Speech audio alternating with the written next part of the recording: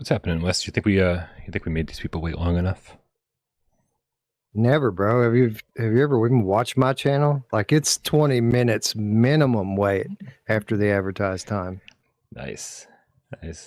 Uh, Unfashionably late, always. absence makes the heart grow fonder. That's what I hear. That's what I hear as well. Nice. You been all right, man? I feel like I haven't talked to you since last Wednesday. Dude, so busy. It's like VR month. And when you work in the VR industry, that doesn't leave much time for VR.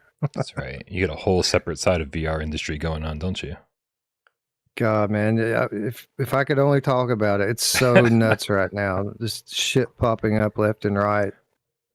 I published a Bible on XR Update today that I set up all night last night, pretty much doing highlighting mixed reality titles that are available. Most of them garbage, but some of them pretty cool.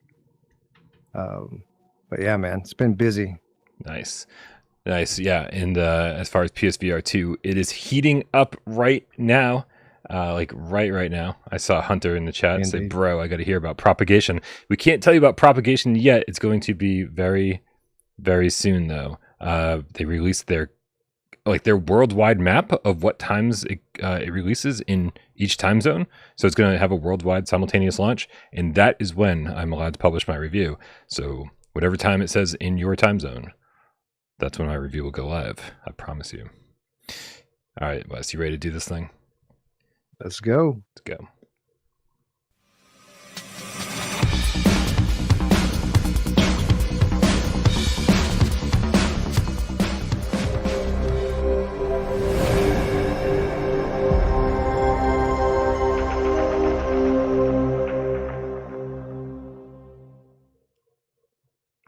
This is PSVR GAMESCAST Live. We film live every single Monday, Wednesday, and 2 Wise Friday right here on YouTube. We do it live for your viewing pleasure.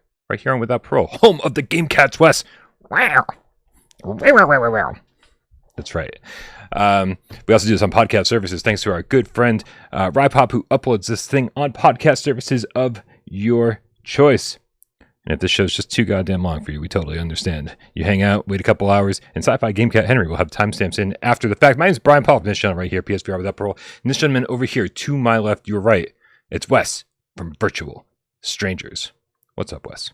What's up, Brian? What's up, Game Cats? Happy West Day. Where's the West Day news drop, man? Like I say, everything's going down right now. Pretty quiet in terms of like news compared to the last few weeks. Yeah, I feel like this is the end. This is the very tail end of the sort of slow push. I mean, it's been good. October's been good. I mean, we really can't complain too much. Like we already had Ghost Signal and Red Matter 1 and other things. I'm sure we're gonna be talking about Angry Birds today, which isn't Pixel Ripped. The Wizards, PlayStation VR owners finally get the chance to play the full experience of the Wizards. A Waltz of the Wizards. The Wizards was a completely different game, which if it came to PSVR2, I wouldn't be upset about because I wanted to play it. There was a sequel to the Wizards, wasn't there? Like Dark Times and it was something. It was way better too. Like it was way better, and it's about to get a significant update with co-op and all new content. And I would kind of be surprised if we didn't get an announcement of that one pretty soon. Carbon Studios, pretty prolific VR studio, and I would be surprised if they didn't pick up their PSVR2 support very soon. I know you guys can't tell, but I have a tornado like literally just below viewing range here, and she's not going anywhere, so I can't access my mouse or keyboard. It's kind of difficult, and we don't even get the benefit of seeing her on screen. Like this is a lose-lose situation, Wes. There's no benefits going on here whatsoever. I mean, she's fucking cute, but I'm the only one who can see her right now. I can totally identify. My cat Tommy does the exact same thing. Only when he does it, I grab him and throw him in the bed over there. But tornadoes get a little big to toss. It was fun when she was little. Dude. Now she's like my size. Yeah, I get it. Believe me. Wes, this has been a I mean, there's been good games coming out for PSVR2, and it's been, I think, a pretty good month overall. But considering it's October and it's the 11th of October, so we're already about a third of the way through the month, it's strange to me that the horror game flood has not begun yet. It's strange to me that the horror movies that are out are all pretty bad. Have you been doing anything successfully? Oh, thank you so much for giving me some space to work. No, she's not. This was all a lie. Have you been doing anything successfully as far as like Halloween scares go, October scares? You've been watching anything good, playing anything good? What have you been doing to bring in the best month of all time? Yeah, nothing. Although I will say that I have planned my my Here They Lie playthrough to happen this Friday. So instead of doing our normal like Friday podcast, we're gonna play through that old gem, and I'm gonna dust off the old PSVR headset and give it another go. I think Eric's going to join me on commentary this time, so that it's a little bit different from years past, where I'm just kind of talking to the chat when I can, you know. Wes, we don't like change. I'm not sure if you're aware of that, but nobody likes change. We want it to be the exact same thing you did last year. Well, and the year before, right? Well, for what it's worth, I mean, I'll be surprised if he makes it for the entire 5 to 6 hours that it takes me to play through that. So Sure. it'll be very similar, I'm sure. I was very happy that when I beat your score in Gazzlers yesterday, that I also beat Eric by one place on the leaderboards. Man, he tried, didn't he? Like I don't. Well, I guess you don't know, but I can see on Discord what he's doing and what he's playing, and he put forth some real effort to get up there on the board. Now I played a lot of Gazzlers, right? But I played a lot of Gazzlers on Steam. On PlayStation VR2, I think I've done 4 runs on it. Period. And it literally my entire motivation at first was just to knock you off the leaderboard when you tagged me, which I did. Yeah. Momentarily. Yep. But I haven't been back since then. And what's up with Miles and Twitcher? Those guys are like owning the leaderboard. Here's like when I saw them. Thing. Yeah. Here's the great thing about those stories. So listen, if you consider anything when we talk about Gazzlers, the potential for a spoiler, then just go away for 2 minutes, because I'm going to spoil something about Gazzlers, and that's that at the end of the game, you get this thing, like it's a little mini temple, and they're like, oh, you know, whatever, and you squeeze it and you crush it just like you do everything else, and they're like, oh wait, was that supposed to happen? And then like, so every time you beat the game, you get that little temple and you crush it. And then you get back in your little robot floating head companion always says the same thing. Or it seems like the narrative's progressing a little bit. He's like, oh, I'm checking my files. I'm checking my records, trying to figure out, you know, like where the palace is. How do we access the temple? You know, and it seems like there's something progressing. And so I've beaten Gazzlers like 5 times now. And I'm only doing it because I'm like, what the fuck? Like, are they just making me beat this game like 10 times before I see an actual ending or experience it like another level? So what I did was I asked Miles and I asked Twitcher, because they were both killing it on the leaderboards. I was like, what am I missing here? Like, what's going on? And the answer was Twitcher still hadn't beaten the game with that massively amazing high score. So, and Miles had beaten it once, I believe. And so no one had a good answer for me, but what I learned was you just got to upgrade those scrap skills, and if you focus on that, and then at the same time, you just chill the fuck out at the end of each wave and don't kill the last enemy and just keep shooting scrap balloons. Yeah. I was like, this is, you know what? This went from being a really fun, challenging thing I was doing with my friends to being the lamest high score challenge I've ever been part of. And immediately I was like, I was already not thrilled with the Gazzlers. And now the one thing that was keeping me playing, I've got 12 hours in Gazzlers, Wes. 12 hours. And I am done. I'm done. That review is going out either tonight or tomorrow morning, along with the propagation review. I'm not a fan. I still haven't made it past the out of the second biome. Like, I haven't seen the second boss yet. And, you know, I do pretty well on the leaderboard, but that's why, right? It's because I get every balloon, right? Every one, and I always upgrade my my scrap thing first, right? So that I'm getting bonus scrap. So yeah, It's a different thing to play for progression versus playing for leaderboard, and that's true in all of these types of games. And yeah, I've been playing for leaderboard. Desroy in the chat says, Brian, thanks for what you do. Galaxy Cart is 30% off in my store. Is it worth getting yet? Just checked your review and your recommended purchase price was N/A. So yeah, I was like, based on how it launched, I was like, don't buy Galaxy Cart. But they've made a lot of improvements to it. If you trust the developers, and I think we should, because these are the same developers that have done a bunch of amazing ports for PSVR2 and PSVR1, and on top of that, they're the Drunken Barfight developers, and so we know that they constantly bring updates to their games. They're not just going to drop a game and run away. And so if you believe them like I do, then I do think you should pick it up on the sale. We'll talk more about it, but I do just wanted to give you that answer straight off the bat, because the promised updates that are coming between now and the end of the year sound incredible, and I cannot wait to get in there and play with my wheel and one Sense controller, throwing shit at you guys while we play, and on like 4 new tracks. Two are coming with the next update, and then 2 to 3 more are coming before the end of the year. So they're promising a lot. So yes, Galaxy Cart I would buy, but only if you trust the developers like I do. We'll see. Yeah, the end of the year coming up quickly. Yeah, we'll see. All right, Wes, we got a few tips to take care of here, and if you guys didn't notice, there is a new setup here on Without Parole. Obviously, we're keeping the tips on the screen because I feel like if you're giving the channel money and like you're doing that kind of thing, those things should be up on the screen for as long as possible. I want to make sure that people who deserve the credit get the credit, and hopefully this all works out the way it's supposed to. So let's check these things out. Oh, and when I scroll, you can see me scroll. This is fucking awesome. Oh man, I like. Ooh, and you can see my mouse. Hey, mouse.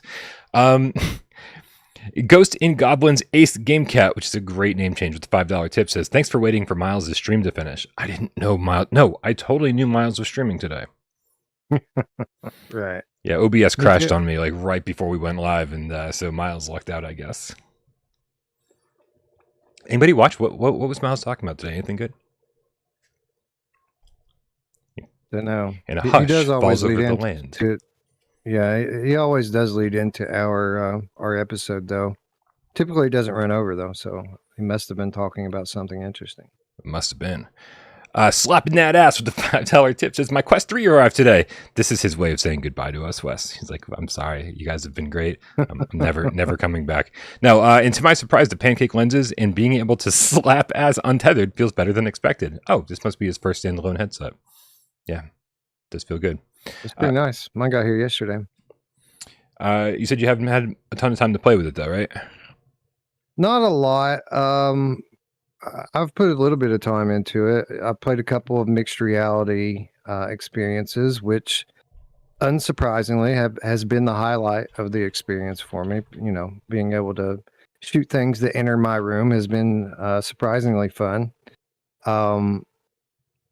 Although the color pass through, it isn't like what it looks like on the videos. Like it's still pretty grainy. Now I know a lot of that has to do with lighting, and I've lit my room pretty well, but it's still pretty grainy. But the good news is if you're kind of engulfed in the game, you don't really pay attention to how clear everything in your room is. You're looking at the the augmented stuff most of the time. Checked a couple standalone games out.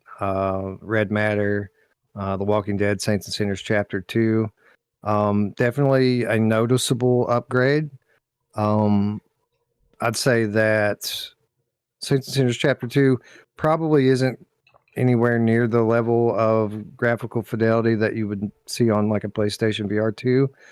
But it is in the realm now of a low to medium PC setting, which is pretty impressive for standalone.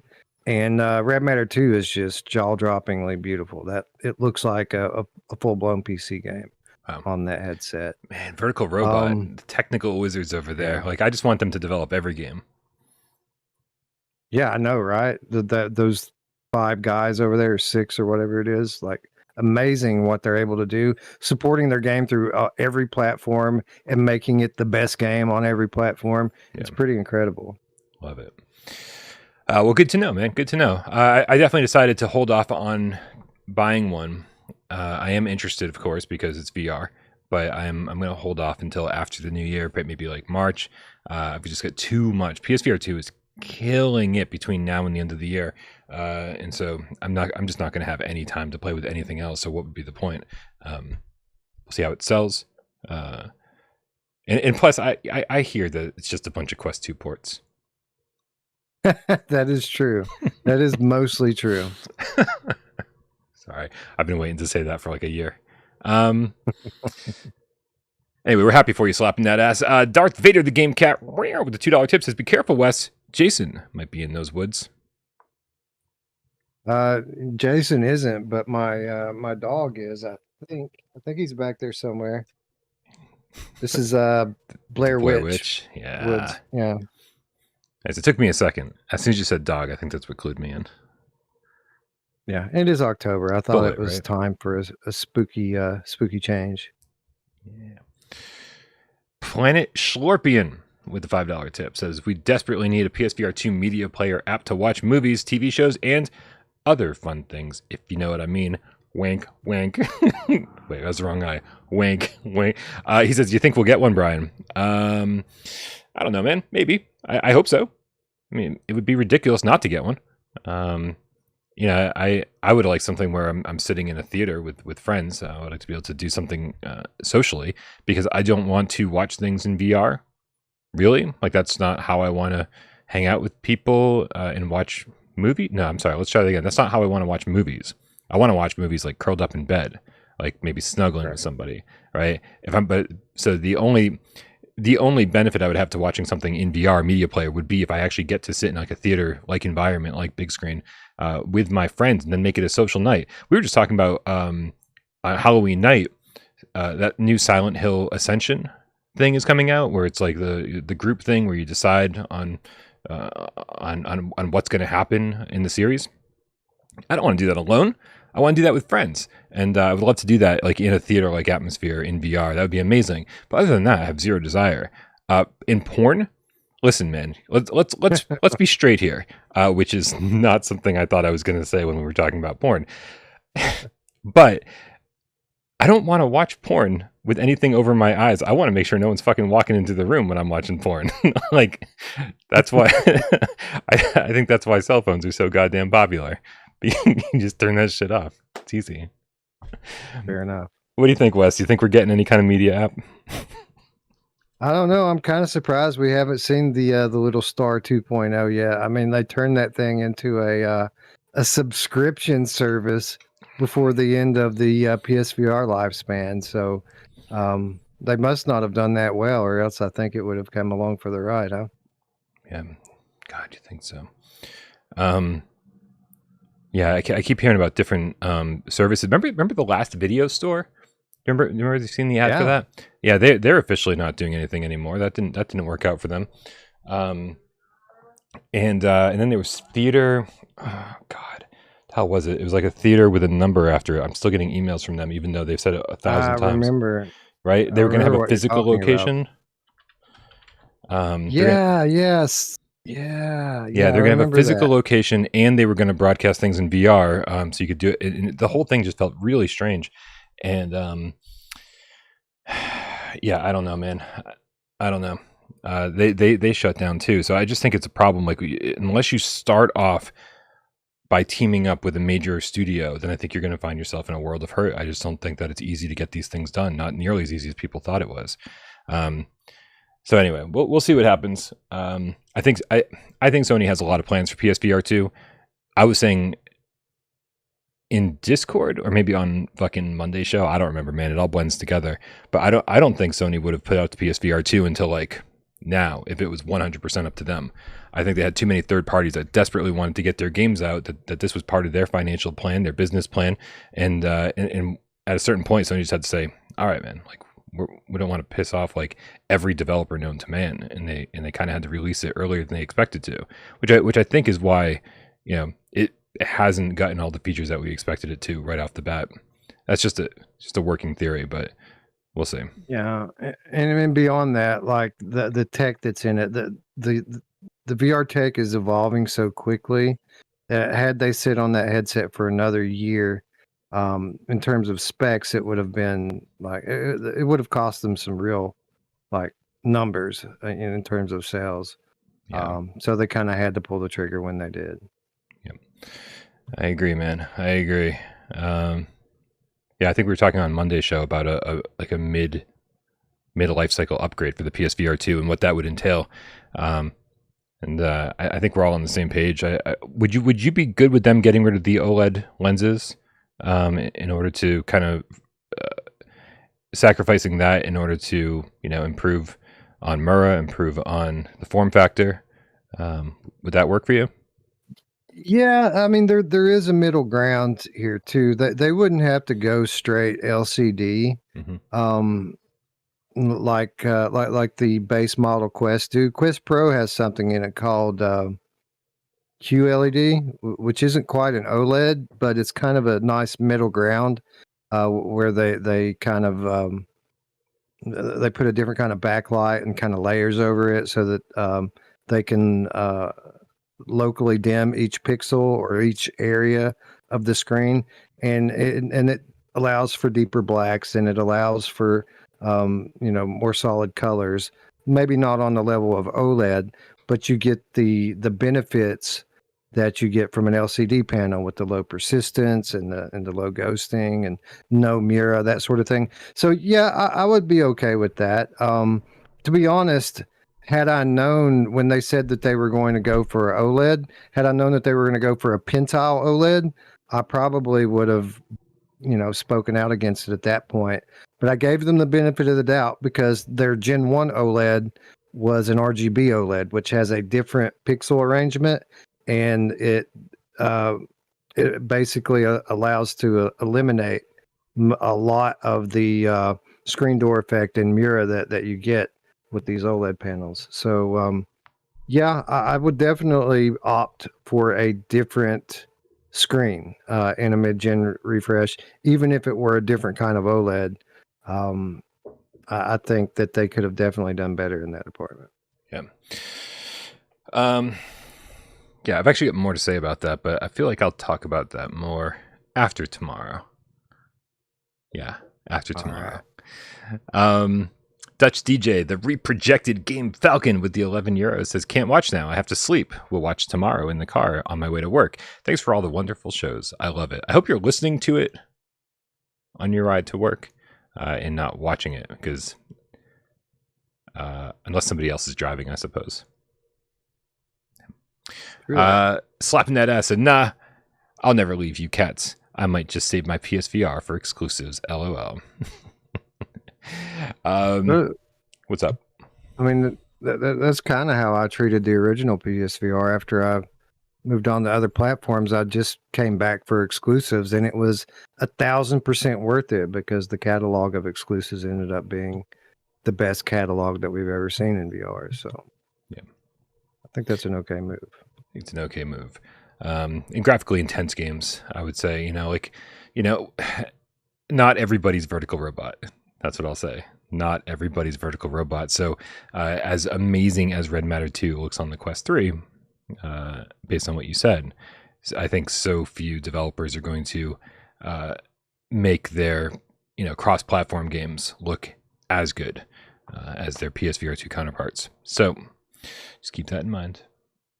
Salvador with the $2 tip says, heads up on Townsman VR. It's $8. It's $18.39 physical at GameStop. That's good. That's a good price. I think that launched at $40. I could be wrong, but I think it was $40 physical. And so less than half price is a pretty good deal. I like Townsman. I never finished it. Physical. Never played it. What? Well, that's never played that insane. One. Yeah. Maybe.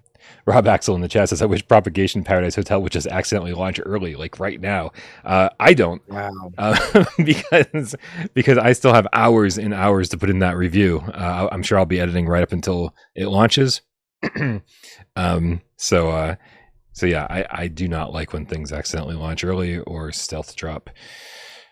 Joey VR with the $5 tip says PS5 didn't have VRR SSD expansion and other features until a year and a half after launch. PSVR 2 might need the same time frame. Hasn't even been a year. 8 months. I feel like everything that's missing could very well be coming. Professor Lilith with a $5 tip says the Sunday multiplayer survey is up. Vote for After the Fall, Ragnarok, or Synth Riders. Guys, everybody join the Discord. Click the link in the description below. While you're checking out the description, make sure you subscribe to Wes over Virtual Strangers, where they talk about not just PSVR2, all VR. All VR. And if you're a Quest 3 enthusiast or Quest 2 enthusiast and you're curious about that, I think that's going to be the place you want to be over the next week or so to hear all of their impressions about the new technology. Don't trust the ambassadors. Don't do it. Agreed. Okay. Not throwing shade. I would never trust somebody named as the ambassador title. I know. Those guys are pretty enthusiastic sometimes. Pretty ambassadoristic. Yeah.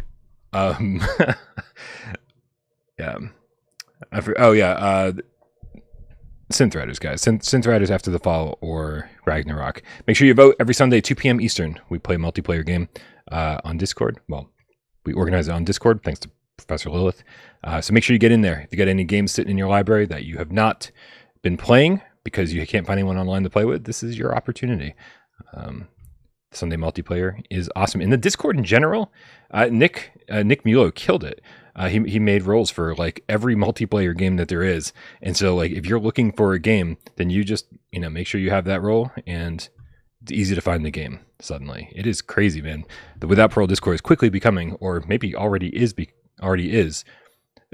best place to organize some PSVR2 games. It's good stuff. For sure. Sure it is already. Nice. All right, man. Dude, let's kick the show off with a little talk about Angry Birds. Like this has been such a busy week that when I told Wes, I was like, we should talk about Angry Birds today, and he goes, are we allowed to talk about Angry Birds? I was like, wait, let me check the store. I think it's out. It's like it somehow the release got past both of us completely. Yeah. So did you have a chance to jump in there and check out the PSVR2 version of Angry Birds VR Isle of Pigs? I did, and it was a very familiar cycle. Typically when I go in and check these last gen ports out on PSVR2, I put the headset on and my eyes burn with brightness, and I'm like, wow, this looks great in this headset. And then I play the game, and it's the game plus some cool haptics, and that's pretty much what's going on here. It's the same Angry Birds game, plus some cool haptics. Although I will say this, I had not played the game since they had done the custom levels update. So that's a pretty significant change to the game since the last time I played it, and it's very cool. Yeah, let's get to the customs level stuff in a second here. You said it's the same game with some cool haptics, and I couldn't tell if that you were saying that like in a positive manner or a negative manner, because when I started this up, I was like, I was disappointed with the resolution, because a game that's as simple as this, I know, and it doesn't look bad. I hate when I say it and I come across like, oh, it looks terrible, when it just doesn't have the sharpest resolution it could. And maybe I'm just becoming a PSVR2 snob and saying like, there's, look, I mean, it's so simple. Right, there's these levels are really small. You're just checking. There's only a few different environments. You're checking them out from different vantage points. There's no locomotion. There's really not a whole lot happening here on screen.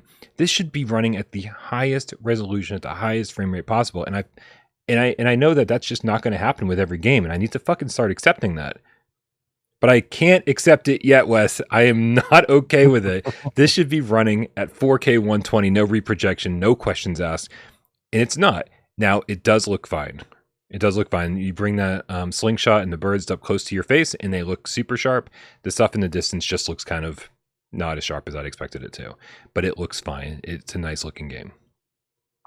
Maybe I didn't have my critical eyes on. I didn't notice any problems with the resolution. I did notice that there was a little bit of shimmer around the little characters, which surprised me a little bit. I wasn't quite expecting that. Like you, I thought it would be perfect, But that was really the only thing that I noticed graphically. wrong with it. Again, I was just so kind of taken by the colors and the brightness of it all that I didn't even really think about the resolution. But I will agree with you. The addition of some awesome haptics, I think, went a long way here. It's tough to mimic resistance when you're doing something with like a bow and arrow, when you're doing something with a slingshot. But I really do think that is it Resolution Games? They're the ones who developed this. Yeah, that's right. Well, I mean, in association with Rovio, right, which I think is the original holder of the IP. Yeah. But yeah, it's a Resolution game. I mean, I think they did a great job with the haptics. Like they went above and beyond with the feeling that you get when you're pulling the bird back, and it's great. And I really expected this to be something that I jumped into only for the show. I mean, it was actually something I jumped into only for the show. Otherwise, I probably would have just let it sit on my hard drive without being played for another month or so. But I was surprised once I got in. I was blasting through the levels. I was looking at different vantage points. I had to stop myself. Like anytime I got 1 star or 2 stars, I had to stop myself from trying again in order to get 3 stars. Because obviously, the less birds you use and the more destruction you cause, the higher rank you get.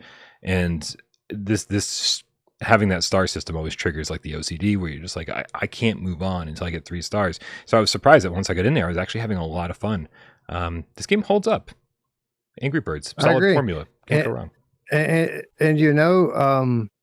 it doesn't make the best first impression. It's kind of easy at first, but by the time you get through like the first 2 levels, and I don't mean like the first 2 puzzles, but the first 2 levels, and you get into the second half where they start introducing kind of new mechanics into the puzzles, it gets a lot more challenging and a lot more fun. And then after that, when you get into the spooky levels, those are the best, right? Those are the best that the game has to offer. So you're right. Like it's surprisingly addictive. It's a very simple concept. There's not a whole lot going on here. But the physics is solid in it, and it's just fun to play, right? So I think it's a good game. Is there a cost on the upgrade here, or is this just a free one? Yeah, that was actually going to be the next thing I brought up, because since I'm going to be the resident complainer of the episode today, so the original game was $15 on PSVR1. This is $20. If you own it on PSVR1, you can get this for $10. So it's a $10 upgrade charge, and they raised the price of the initial game by $5 with this release. Yeah, I'm not cool with that. Like, I love Resolution games, and I have no problem with studios charging for the upgrade work. Yeah. $10 for an upgrade of what was originally a $15 game seems a little steep. Now I really don't even have a problem with them pricing it at $20, because let's be honest, $20 today is worth about the same thing that $15 was when they launched it. So I mean, I'm okay with that, but do the math. 20 minus 15 is 5. There's your upgrade fee. Right. So that's a little steep, in my opinion. Yeah, and I think that's where my bigger concern with the resolution came into play, because if you're going to charge people $10 upgrade fee, as we saw with Res Infinite, as we saw with Tetris Effect, those guys killed it. Those guys killed it with the haptics. Yeah. Those guys killed it with the resolution and the frame rate. Like, they really, really brought it to the next level and said, well, we're going to make this worth your $10 upgrade. And so with Tetris Effect, like, just like sirens on my end. Sorry, whoever's driving and listening to this. I actually thought that like the $10 fee was justifiable in those situations, because they actually did the work and brought it to PSVR2 standards, and even exceeding some of the standards I had for it. So eye tracking. They use eye tracking in those games. You know what I mean? Yep. Like, and I get it. This is kind of a simple concept to use eye tracking in, but you absolutely could. Like, you could highlight your teleport points by looking at them. I mean, I feel like would be a pretty simple yet useful thing they could have done, but they didn't. So yeah, you're right. But as you said, there is a level editor here, and so you can go in and check out all the custom maps, custom levels that people have created. You can make your own. And I did. Did you have time to check that out by any chance? Yeah, I played some of them. I didn't try to create one or anything, but they let you kind of go and you can pick from the highest rated levels, or you can just kind of go in and have them throw levels at you randomly. And that's what I did. I just went through and played a few of them. Some of them sucked. Some of them were pretty challenging. Yes, I thought some of them were really satisfying. Like the one I just showed was just like this massive tower of blocks that you shoot at once, and the whole tower just comes down at free fall speed 911. And Yeah, I had one like that too. It was like a tower of ice, and I didn't do anything. I teleported to the next teleport point, and it just fell over. And I was like, all right, that was easy enough. right, you got to wonder if that was intentional or not. If it was just built with like reckless abandon and they didn't test it out. But yeah, the one I'm showing right now, actually, I probably played for like 5 minutes. I was like, I don't know where the weak spot is here. I don't know what to do with these 3 birds. But I did get in there and tried to build my own level, and not something I even thought I was going to do before the show. But I was like, yeah, I've got like 5 minutes. Let me give it a shot. And I literally had a level in less than a minute. They make it so easy to use. They let you sit at the little round surface where the level is, and you can spin it like a lazy Susan type thing. And so you can easily get it, look at your level from any perspective, and it's just so easy to kind of grab the blocks, grab the birds, grab whatever, even decide which birds you want the player to use when they're doing your level. Like everything about it is just so easy, and then it's saved. And I mean, I made a level within just a couple minutes, and I was happy with it. I was like, "This is cool, man. This is cool." I could, if I was really into Angry Birds, there's like an infinite amount of time you could spend in this game because there's hundreds, if not thousands, of user-created levels from the last 3+ years. Because this game's been around for a while, and all of those you can access all of those. So it suddenly starts making the $20 price point. If you've never bought this before, I think the $20 price point is great. It's the $10 upgrade fee that I think I have more of an issue with. So if you've never bought it before, $20 well spent. But that's on you if you decide to upgrade. Do you know if they do like Mario Maker does and make people beat their level before they upload? I had one that seemed pretty impossible. Uh-oh. I think we lost Wes. Are you still there? Am I not here? Your video's not there. Hold on, let me see what's going on. Your background is there, but you are not. My camera died, didn't it? Wait, why is your background? Oh, now you're back. Yeah, that's weird. For some reason, my NVIDIA broadcast somehow switched to OBS Virtual Cam. Go figure. Anyway, I was asking, do you know if this is like Mario Maker and they make people beat their levels before they upload them? I don't know. I have no idea. Because I played one that seemed pretty impossible, and I was thinking, I wonder if they just let people upload whatever, because like it was literally like 3 guys that you have to kill, right? They all had health bars floating in the center of fans that were blowing them up in the air. There was no boxes or anything to like shoot into them. It was just shooting at those guys, and I was wondering maybe there's a certain way you can do it to knock them into each other and have them rattle around until they die, or maybe knock them out of the fan somehow, but I wasn't able to do it. Yeah, I don't know. I didn't, obviously I built one level and I didn't even try to quit and then like reload it to see if I had access to it after. I didn't look at any of the options to see how do I share this with people. So there's a bunch of things that I just don't have any clue about, and that's definitely one of them.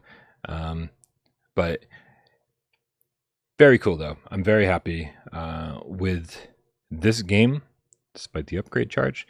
And I do want to comment. Ben L of the GameCat Army in the chat says, "Looks like Brian wasn't using any of the birds' abilities. They usually have special trick to them." I probably wasn't. I don't know. The red bird is he just named Red? Yeah, Red doesn't have an ability. He's just a loser. He's just a loser and the mascot for all the loser kids out there. Yeah, right. If you're boring and you've got nothing special going on in your life, boy, do we have a bird for you. No, I wasn't good about using the bird's abilities. That's true, Ben L. But I did, the more I played, the more I acclimated to using, blowing up bomb and then separating blue into 3 birds. The one I didn't get was the yellow one, which it just speeds up when you use the ability. That didn't help me out in any way, shape, or form while I was playing today. But again, like, I was basically just playing this for the show. So yeah, you can penetrate a little deeper with the yellow guy. You know who else likes to penetrate a little deeper with the yellow guy? I do. Yeah, she does. Yeah, that's right. You've worn off on me. Or you've rubbed off on me. You know who else likes to rub off on me? Right. This is what I'm going to be remembered for, Brian. The only thing that I'm going to be remembered for. Yeah. On my tombstone, I'm pretty sure they're going to just write, here lies Brian Paul. VR makes everything better.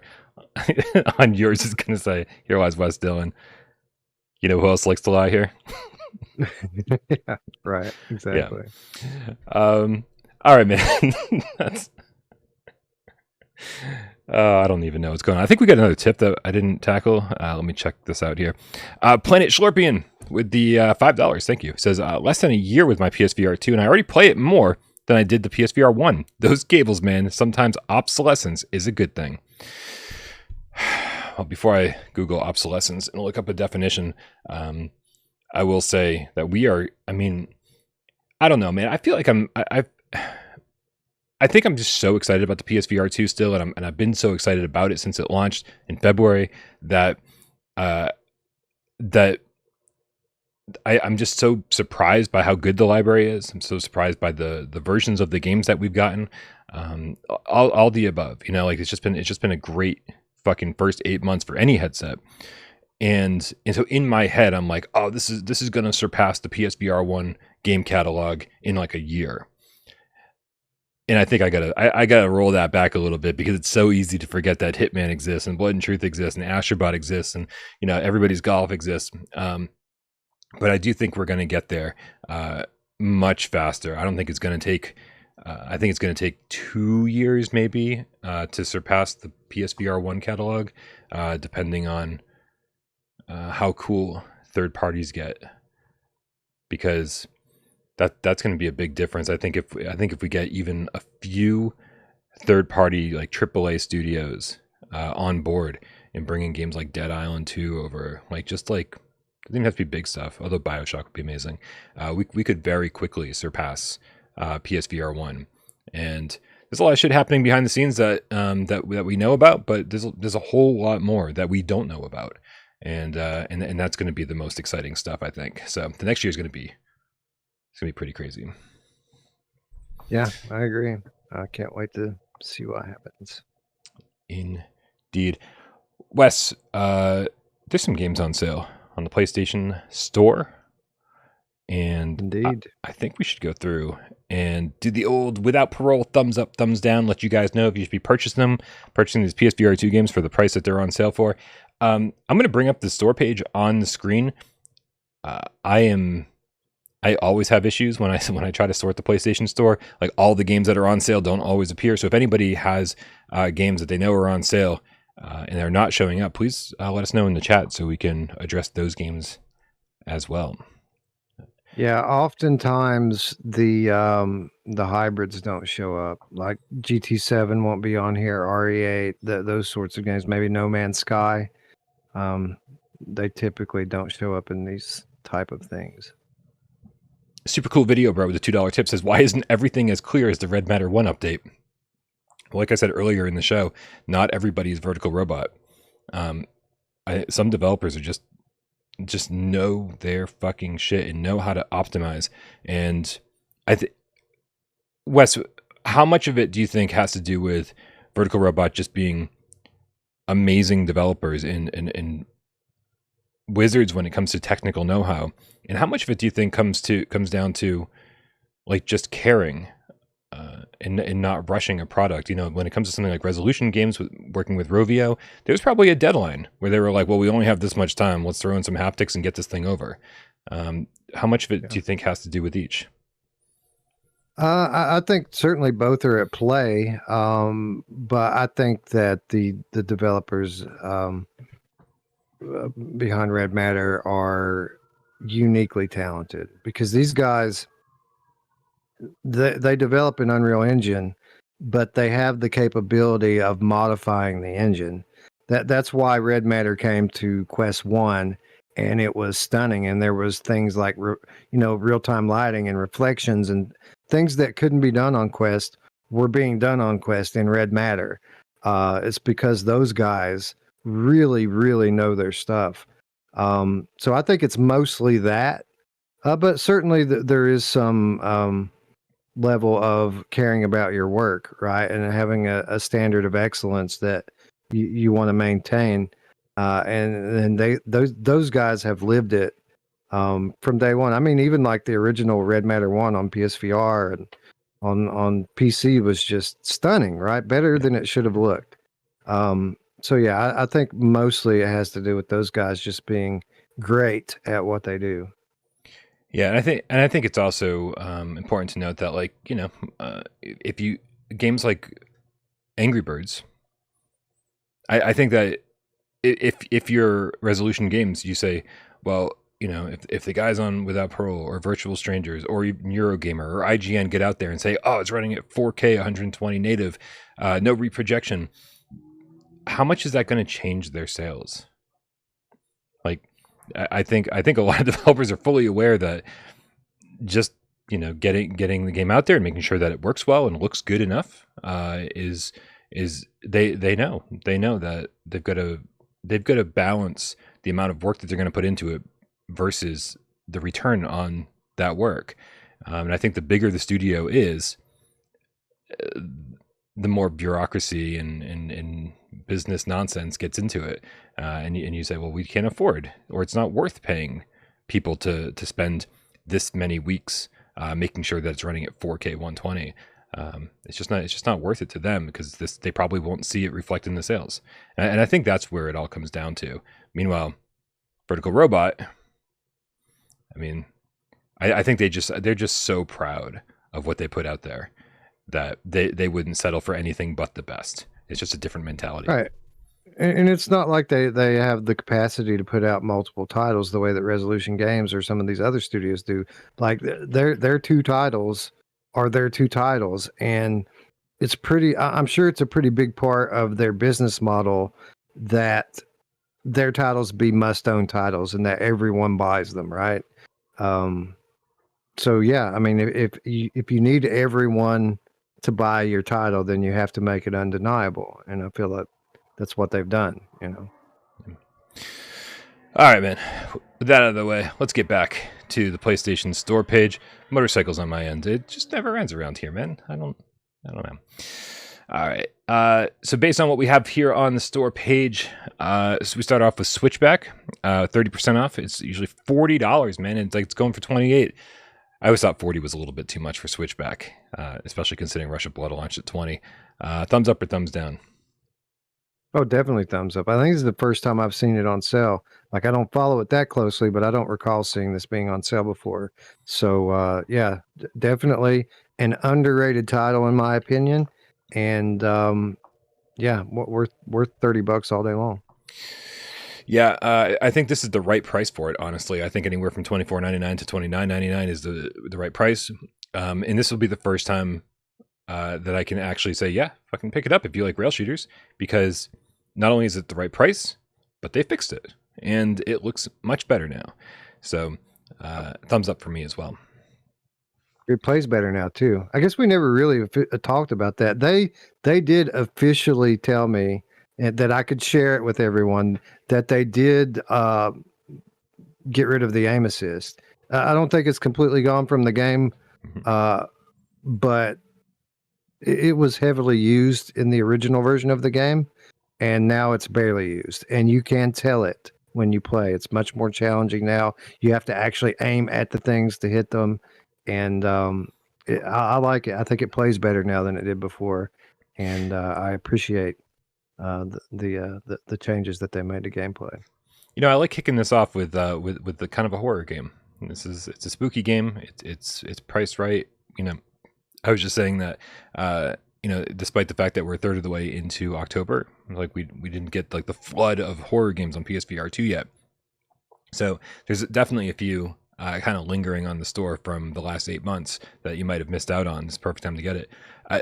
Miles Dyer streamed Afterlife VR on his channel the other day. What are your thoughts on that? It's like, I think it's like a $15 game or something, but do you think that's worth picking up for the holidays? Yeah, I mean, it's fine. Like, I mean, you have to be a certain type, right? Like, I'm the type of guy that I like janky indie horror games. Like, I enjoy it, and I don't mind that there's a little bit of jank. I don't mind that it's short. I think you can play through it in 2 or 3 hours. I'm fine with all that. You know, not everyone's going to like that game, but I did. You know, I like scary games, and they don't have to be perfect for me. And I think it's priced. I mean, I wouldn't suggest anyone pay more than $15 for it, but I think it's fine at 15. Here's my recommendation. I think it was way more fun to watch Miles freak out while he played it.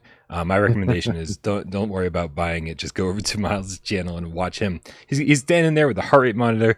He definitely screamed at least once, and I think I had more fun watching Miles play it than I did playing it myself. So, if you're interested in a little pre-Halloween scare, youtube.com/Miles. Kayak VR Mirage is 20% off. Instead of being $23, it's $18.39. No, I can't, man. I mean, unless you just have an abundance of money to spend on games, I don't know. I don't know that I'd pay more than $15 for this. I mean, it's there in terms of production quality. It's an amazing, beautiful thing to look at. But it's a use once and destroy for me. Like, I've never went back to it. Yep. And I think the only thing I'll ever use it for now is as a showpiece, you know, to show people what's possible in VR. Yeah. But no, I think $19 is still too much for it. I think it's the right price. However, I'm going to give it a thumbs down, not because I don't think it's good, but because we're still waiting for the update. And I think once it gets the real-time multiplayer update, maybe a few more maps, it doesn't sound like these guys are done with it. This is what, better than Life Studio? I think that it will be worth it eventually, but you know, everything takes longer than expected, and we should be getting those updates soon enough. Oh yeah. But I think it's cool. Multiplayer. Sign me up for that. I'll definitely go back in for that. Yeah, I mean, I think that it's, you know, I think it's good exercise, and it does look really cool. I've been wanting to get back to it. This and Demio are two launch titles that I'm like just super bummed that I haven't had a chance to review yet, along with the Light Brigade. And I think that I kind of backburnered Kayak when I heard that there's going to be a lot of updates, and I was like, well, screw it, I'll just wait for the updates to come. Pistol Whip is 20% off. Instead of being $29.99, it's $23.99. So instead of $30, it's $24. This is easy, isn't it? Yeah. I think Pistol Whip's worth $30. I think any kind of a discount on it is good. And you know, with that said, I don't play it a lot. Like, it's more physical a game than I typically like to play. But it is high quality. It's fun to play. There is just an ungodly amount of content in this game, and they're still supporting it with free content all the time. So, yeah, all day, thumbs up. Somebody in the chat had asked, oops, that's not right. Somebody in the chat had asked when the sale ends, and it looks like the 26th, I think. Oh, 2 weeks, yeah, basically. Of course, trying to check that out totally screwed things up. Don't mind me. Pistol Whip, yeah, the update's been insanely good. The PSVR2 update was insanely good. Nice super high resolution. The haptics are incredible. I mean, and when I mentioned that kayak is good for a workout. Pistol whip is a much better workout. You're not going to play that game and not sweat. So definitely recommend it. Thumbs up. Demio. Demio's 32 instead of 40. Yeah, again, I recommend this game at full price. Any discount is a good thing here. One of the best games in the catalog. Yep. Hands down. Yep, great way to spend an entire afternoon. You can save it between floors, but if you want to get through a whole campaign, you're probably going to be spending 3 hours with your friends, and that to me is just fucking cool.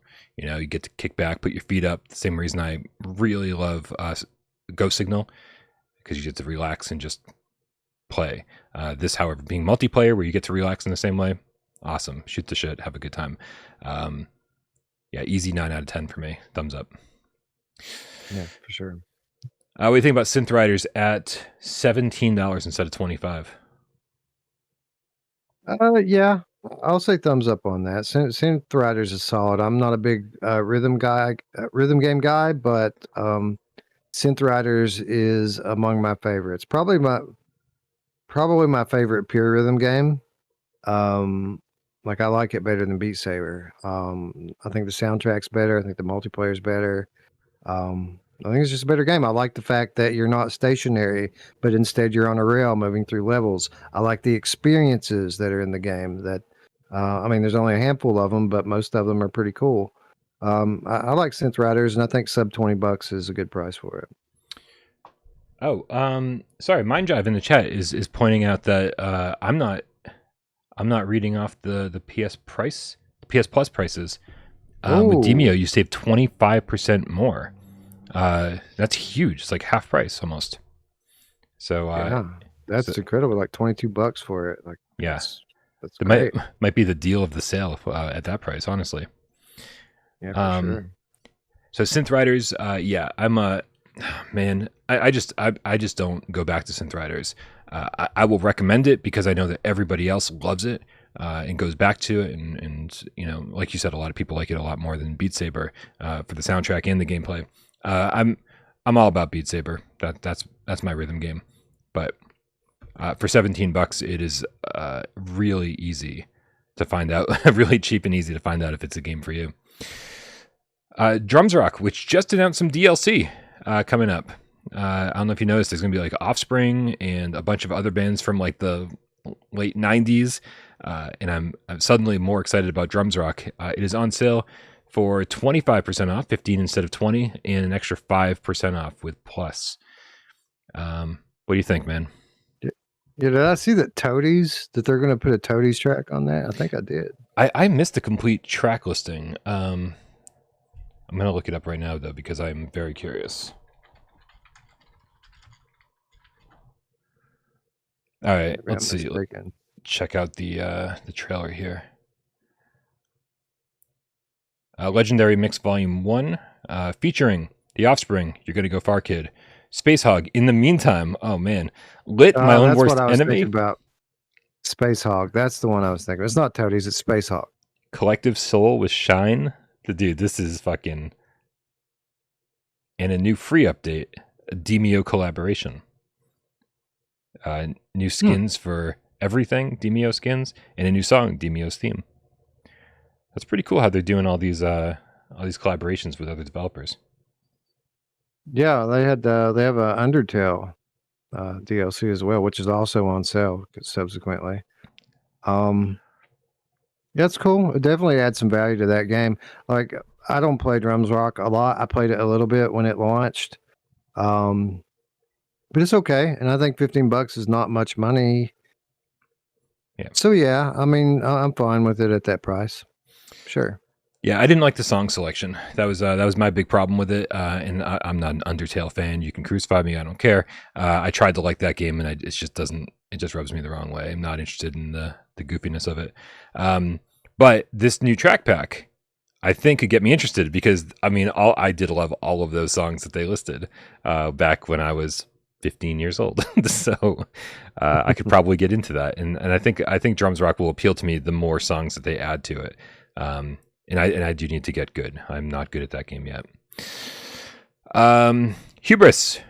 This is $22.49 instead of $30, and you can save an extra 5% with PlayStation Plus. Bro, I love Hubris. Hubris is one of those games that like I want to see more of. I love these single player adventures. I love that they tried to do a little bit of everything. They tried to get crafting, exploration, shooting, narrative, and they did it all at like, you know, with like this amazing fidelity. The worlds look great. It's just fun, and you know, climbing, swimming. They tried to fucking throw everything into this, and I think some of the elements fell a little flat, but it was just the kind of game that I want to see more of in VR, and I absolutely loved it. So for $22.50, yeah, big thumbs up here. Yeah, agreed. This is another one of those games that I recommend at full price. So you want to give me 25, 30% off of it? Absolutely. Yeah, all day long. It's in rarefied air in terms of production value. It's a beautiful game with a decent soundtrack.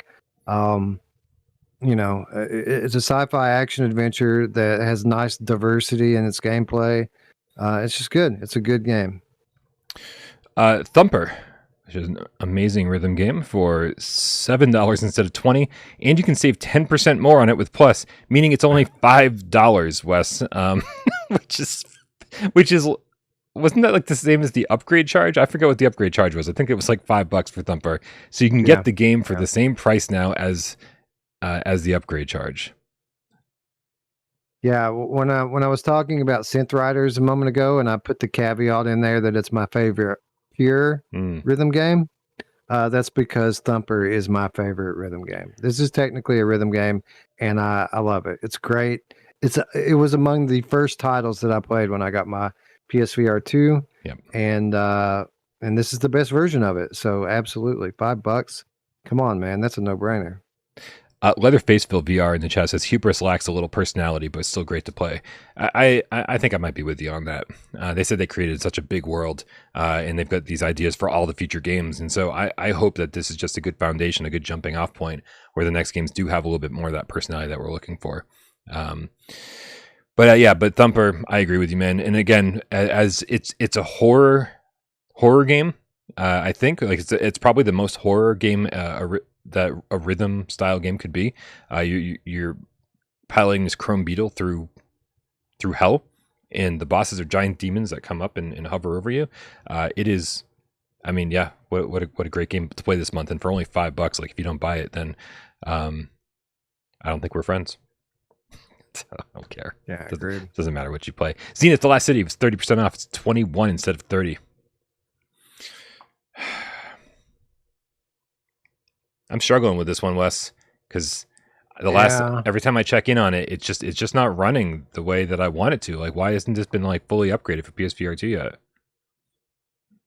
Yeah, I don't know. I haven't checked it out much on PSVR2 yet. I'm kind of judging it on most of my past experience with it, and I think around $20 is a good price for the game based on the amount of content that's here and the fact that you can play with all of your friends at the same time.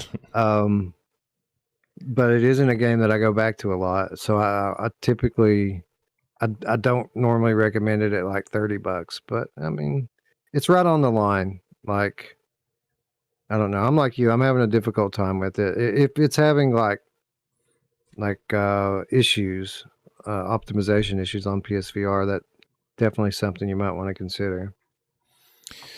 Yeah, I'd say there's no reason to jump in right now. It seems like the GameCat community is not thoroughly embracing it at the moment, which I don't blame them for. I feel like this is a game that we'll be coming back to. There was a viewer takeover question, Wes, that I thought we'd have in the show, but we had so many tips and so many questions before we really got into Angry Birds that I decided to nix it. But the question was about like, what do you think that what do you think the biggest multiplayer game will be on PSVR in 2024? And that's, I mean, such an amazing question because there's so many ways to look at it. Like there are games coming out in 2024 that will be amazing multiplayer games, and we don't know what kind of fan bases we'll have or player base. And then on top of that, we've got a lot of us are just waiting on Firewall to be patched more. and we're hoping that becomes good next year. And I'm really, really hoping that Zenith is one of those games that just becomes something, you stop into and knock out a couple missions at least a few times a week with your friends. I've really got my fingers crossed that Zenith is, it is something that has a brighter road ahead of it than the road that we're seeing now.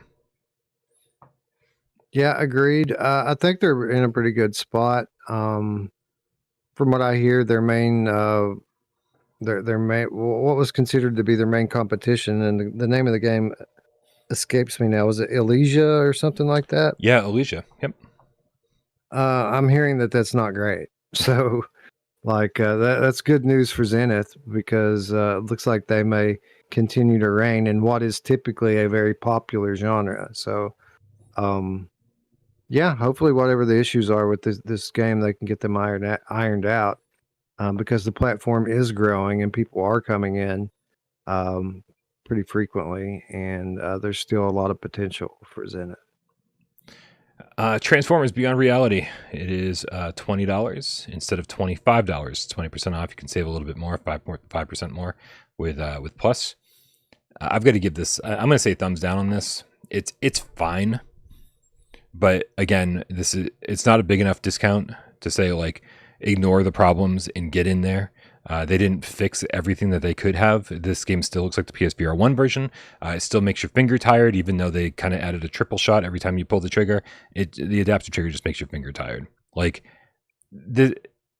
as is, if they get this game under $10, I say, yeah, go for it. But I think it really needs some fixes before I give it a thumbs up. Yeah, I wasn't as down on Transformers as a lot of other people, including you, but I got to agree here. I think $20 is still a bit much for it. It is a fun game to play, and I didn't mind the trigger pull so much, but it doesn't look good. Like, it doesn't look nearly as good as it should, and it is very repetitive. There's not a lot of enemy diversity. So while it is a fun game that I might be in on at like 10 or $15, I feel like 20 is still too much for it. Puzzling Places down to 15 instead of 20. You can save 5% more with Plus. I love Puzzling Places. Sadly, we heard this yesterday, the multiplayer co-op update is not ready for PSVR2, and they don't currently have a release date for it. So I am not, even though I give the PSVR1 version a 9 out of 10, that's something I was like, I could spend all day in here. Like, it's so satisfying to create these puzzles, and they look amazing. I 100% stand by that. But if we're talking about the sale price specifically, it's only $5 off. And so if you haven't bought it yet because of the price, then it'll go back on sale again, and likely after we get the multiplayer update. I say just fucking wait until it's the game that we want it to be. No reason not to wait. Yeah, never played it. Not interested in it. Looks like a $10 game to me, but like, I've never played it, so I can't really say. Seems like a pretty simple concept, and I get it. Probably is pretty relaxing and something you could burn some time in, but yeah, not for me. So I don't know. I can't really say one way or the other. I understand. Yeah, I mean, and honestly, like, it's not just $15. There's so much DLC you can buy, and so much free DLC that they've given out, which is nice. But yeah, you could definitely burn quite a few dollars on all the. I think it's been like 10, 15 DLC packs. I forget what it is. It's been crazy. Garden of the Sea is, let's get this right, $12.49, $12.50. It's half price instead of $25, and you can save 10% more with Plus. How familiar are you with Garden of the Sea, West? Because I've only spent half an hour in this game, I think. Yeah, I haven't played it at all. I'm familiar with it just because it is a recurring topic for me in my channel. People bring it up a lot. People shit on it. Other people defend it to the death. I will say that $10 is not a lot of money. Like, if you have Plus and this is a $10 game on Plus, yeah, I mean, watch a trailer. If it looks remotely like it might be something you enjoy, that's not a lot of money to find out. Yeah. It's not what I'd call VRAF. It is super relaxing from what I played, but it's, there's a lot of just pointing at things and pushing buttons, and it's okay. The colors didn't pop the way I expected them to. I was expecting to get in there and it's just going to be like this beautiful world, and I was going to be like, oh, look at the lights, and it's all right. But for $10, I think if exactly what you said, Wes, the trailers will tell you everything you need to know. If it looks remotely like your kind of thing, $10 is a great price. The last Clockwinder is hold on a second, I want to make sure I have this. It is 25% off. You can save 10% more with Plus, so that brings it down to from 25 either 1874 or 1624. 16. No, I'm sorry, is that right? 1624. That's right. Thank you. Yep, that's right. Cool. I've put about 2 hours into this game, and I absolutely loved what I saw. It was beautiful, great puzzles, very something I hadn't seen much of. I'd seen variations on the theme where you duplicate yourself in order to solve puzzles, but this just did it in kind of a different way, which is fun, relaxing, very cool, man. I think if you're a puzzle game fan, you should probably own this one for $16.24. Agree wholeheartedly. One of the more underrated titles on the store. Super high production value here, story driven. I mean, it's it's published by Cyan Worlds, and you can tell it seems like it's that level of quality. Which I know that might sound funny to PSVR community when they've seen like Abduction and how it came out, but Right. Typically Cyan has a reputation for putting out high quality stuff, and this certainly fits that definition. Ragnarok is 40% off, meaning it's $15 instead of $25. As far as rhythm games go, this one just refuses to rope me in. Like, I thought I was going to be so excited to play and race Viking ships against my friends. The better you do, the faster your ship goes.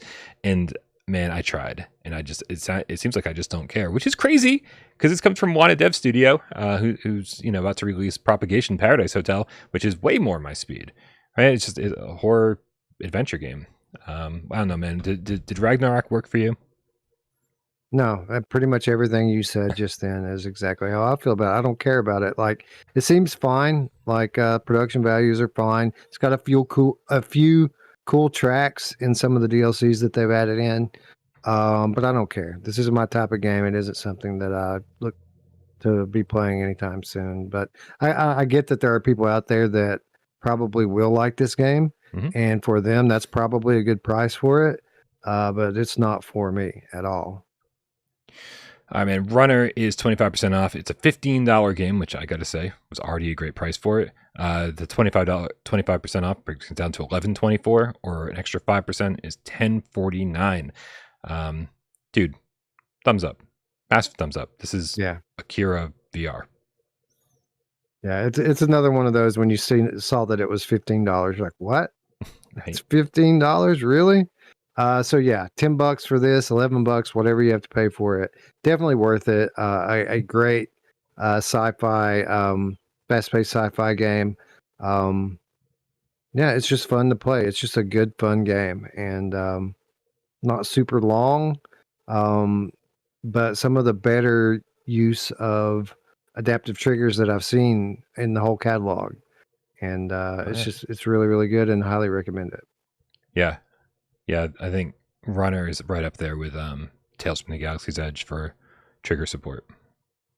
Yeah, it's really good. What the bet, Wes? What the fucking bet? It's 30% off, $17.49 instead of $25.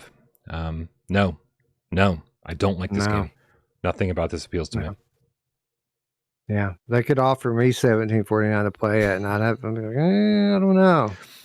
This is a game. It's a game that I actually went in, played the entire game. It captured all the footage, and then just said, I just can't do it. I just can't do it. I'll get around to it. It's like a 4 out of 10 at best for me. But it's ridiculous, isn't it? Yeah, it's just ridiculous. Upload game of the year, Wes. Yeah. Pixel Ripped 1978. It is $20 instead of $25. It's 20% off, but 10% more with Plus brings it down to $17.49. I've settled on this being the worst of the Pixel Ripped games. Am I alone? Uh, I don't know. I mean, I like it. There were certain parts of it that didn't quite land with me. I do feel like the nostalgia is a little before my time. Like they go way back, Brian. They're way back with it, and there's kind of a what I consider to be a throwaway level in it that they go back so far that the games that they're playing just aren't fun. Um, but I mean, when it comes to Pixel Ripped, picking one better than the other, I mean, yeah, I could rank them, Mm-hmm. uh, but there isn't like a huge difference. Like, I would say you're probably right. This is probably the worst one. I'd say 89 is a little bit better than this, and I'd say that 95 is a little bit better than that. But they're all right around the same, 7.5 out of 10 for me. And Yeah. yeah. So they're fine. They're good for a playthrough. I'm glad I played through them. I'll play through the next one. But it isn't something that brings me back. Like it's just fine. Princess Summer Scales in the chat says 1978 takes forever to get going. The first person sections are redundant, but then all is forgiven by that great third act. I agree. I think the back half of this game even is infinitely better than the first half. Yeah. And yeah, they've really padded the front half, and I didn't love it. I keep saying that 89 is my favorite, and then 95, and then 78. So they just kind of like went slightly downhill as they went. But I agree with you. I think they're all between that 7 to 7.5 range. So I think we're on the same page here. Yeah. All right, man. Well, Until You Fall, which one of the very few PSVR2 games that existed on PSVR1 that did not give us any upgrade path whatsoever. This is the big middle finger from Shell Games, next to the lack of Among Us VR for a year. Yeah, one of many middle fingers from Shell Games to PSVR. Yeah, so instead of $25, it's $20. So instead of being a free upgrade, it's $25. And instead of being $25 now, it's $20. Yeah. So if you own it, I don't recommend you buy it at any price. But if you don't own it, it's a solid game, man. It's challenging. It looks good in the headset. And it's got that roguelike progression that's all the rage these days. Yep. But they were among the first to pull it out in VR. So yeah, it's worth $20. That's probably the most I'd pay for it, honestly. Like I don't feel like it's a $25 game, but it's a $20 game, sure. Yeah. I gave the original 9 out of 10 on PSVR 1. I stand by that. I think it's a phenomenal game. This does look better. It's crisper. It's cleaner. It's not as good as the PC VR version. What are you going to do? Who the fuck cares? Yeah, I think it got a lot of flack when it came out because there was no upgrade path. This is your first time playing it. I agree with you, Wes. Thumbs up. But don't upgrade. Yeah, for sure. Startenders, Intergalactic Bartending. It is... Instead of $15, it's $8.24 with an extra 5% off. Dude, I just can't get behind Startenders. Startenders wants to be job sim. I don't like the bartending is stressful, and the in-between stuff I think is boring. I can't get behind this. I'd rather save my money and buy something better. Yeah, I don't want to work in VR, and that includes bartending. I don't want to wait tables. I don't want to cook. And this is a Gen 1 VR concept that came out pretty close to Gen 2, and it was well behind its time when it came out. So yes, yeah, can't recommend it probably for any price, honestly. All right, man, 4 more to go. We're in the final stretch. Knock is 15 instead of 20. If I remember correctly, you are not a fan. I don't like the movement in Knock. Like I never got used to it. I like the whole skating around thing is just not for me. Like I continually overshoot my target, and I'm just constantly, most of my effort is trying to move in the general vicinity of where I need to go. I never got good at it, and I never had much fun with it. All right, well, I guess I'm the opposite. I actually thought that the movement was perfect. I was like, oh, why are they doing this? Because you kind of grab the air and throw yourself or pull yourself. And why would they do this? This seems so antiquated. This seems like something you would have done at the beginning of VR to keep people from getting sick. But then I quickly realized, I was like, this feels great. It does feel like skating, but also without gravity so much. And I really, really enjoyed it. And every time I've gotten in, I've had a blast. So yeah, $15. I think it's good this is one of those that just you want to have just sitting on your hard drive. So when somebody says, you want to play a game of Knock, it's just there and you're ready to go. I'm a fan, so I give it a thumbs up. I don't think it's the greatest price, but it's okay. Cosmo Dread.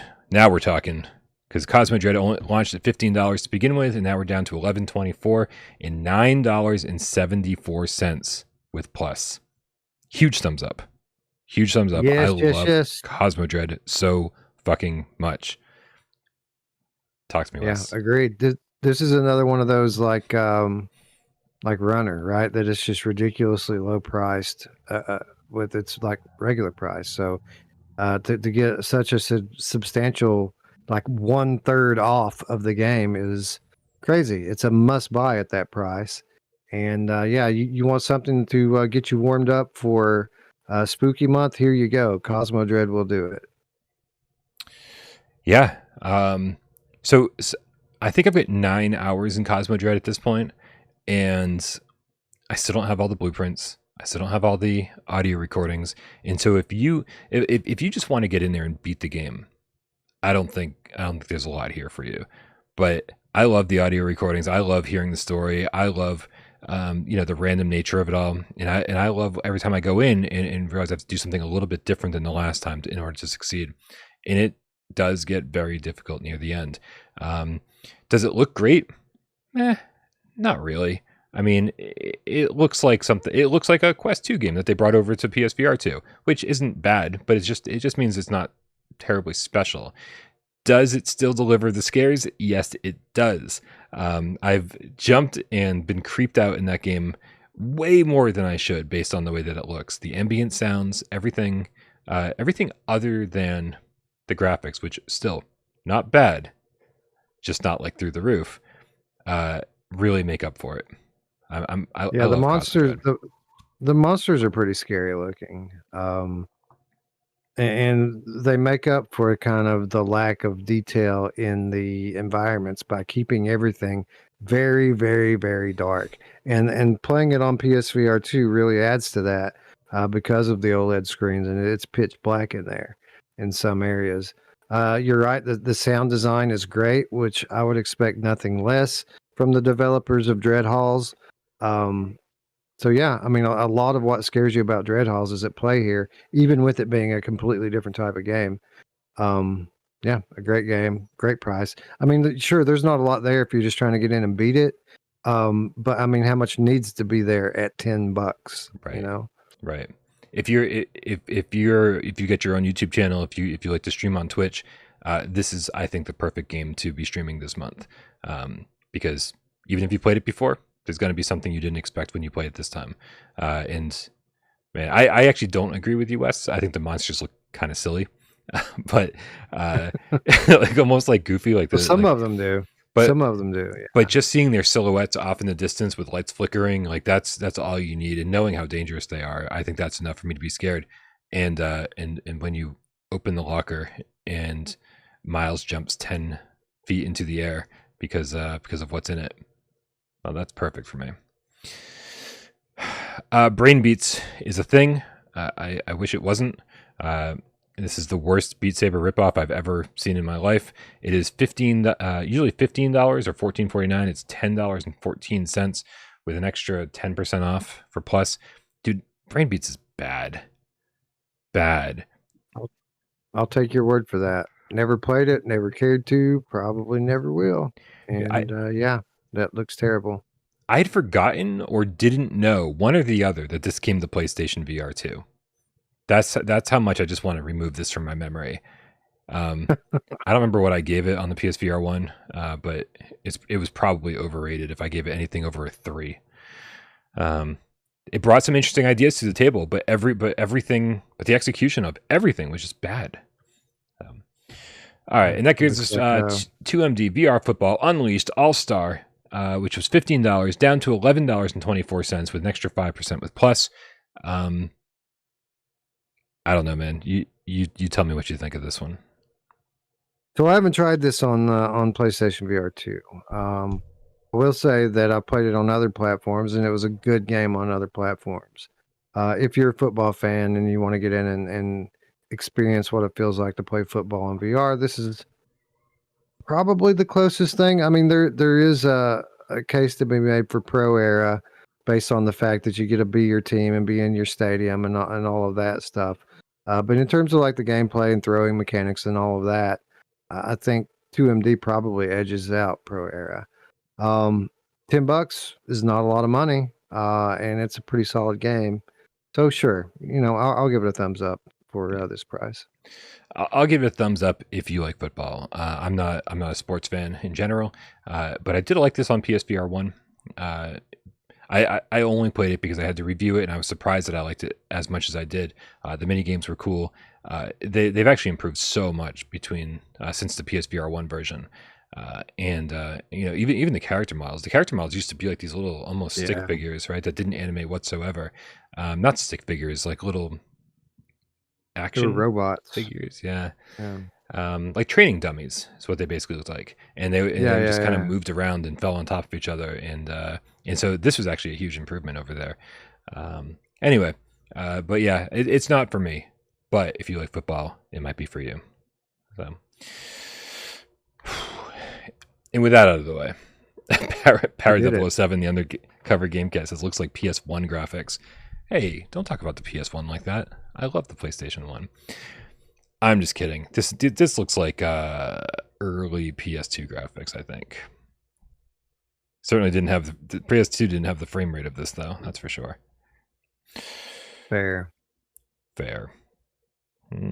We got a couple tips here sitting on the screen. Macho, the real estate procrastinating GameCat, with a $2 tip, says biggest multiplayer game of 2024 will probably be Ghost of Tabor. I mean, Ghost of Tabor is pretty hardcore. I think a lot of people are going to jump into that and be like, "This seems awesome," and then after an hour, they're going to go, "What the fuck am I doing? This is impossible," and drop out. I think Ghost of Tabor is for a very specific crowd, which I didn't think I would be part of, but playing for like 3 hours with Elvert, I had a surprising amount of fun. So I hope I'm the crowd for this game, and I hope I put a ton of hours into it, but I don't think it's for everybody. Yeah, it's hardcore, brother. It is hardcore, and it is more fun if you go in with friends that can carry you. Mm-hmm. But when you're just going in there and trying to survive on your own merits, like it is tough, man. It's tough, and there's so much that you have to know that the game doesn't just automatically teach you. Like you have to learn what the weapons are and what kind of ammo that they take. Like you'll find pistols and rifles, and you'll find boxes of ammo. But the game doesn't tell you, hey, you use this ammo for this gun. It just gives you a caliber. This is your caliber of ammo. Go figure out which gun takes it. You like literally have to sit in your bunker and trial and error that shit, or go to the market and look it up. There's just so much to this game. It's for hardcore gun nuts, and yeah, fun with a friend, but pretty daunting when you're alone. Yeah, that's the part I think I'm gonna struggle with because I don't really know much about guns. I know, I hate to say it, I know my weapon types from video games, so I'm gonna somebody's gonna have to fucking teach me is the answer to that, because I don't have the time to sit around and dick around and try to figure out what ammo type belongs in what and creating clips out of magazines and shit. I'm like, it's too much. However, I think it's worth learning. So yeah, I hope more people are like me than not, and are willing to kind of get over their own like insecurities and lack of knowledge, and give the game the attention it deserves. I don't know, man. I've still got my fingers crossed that Firewall makes a strong recovery, and that's the game that we're all playing next year. I think it will, honestly, and I don't think it's far from it now. I mean, I've talked to people that play it pretty regularly that are very happy with it. I haven't been in it a lot to really judge it on its what state it's currently in. Mm-hmm. Probably been 3 or 4 weeks since I've been in there. But for what it's worth, like in my experience, I haven't had much jank. Even initially, like it just worked for me in the applications that I used it for, which Right. was private lobbies and that sort of thing.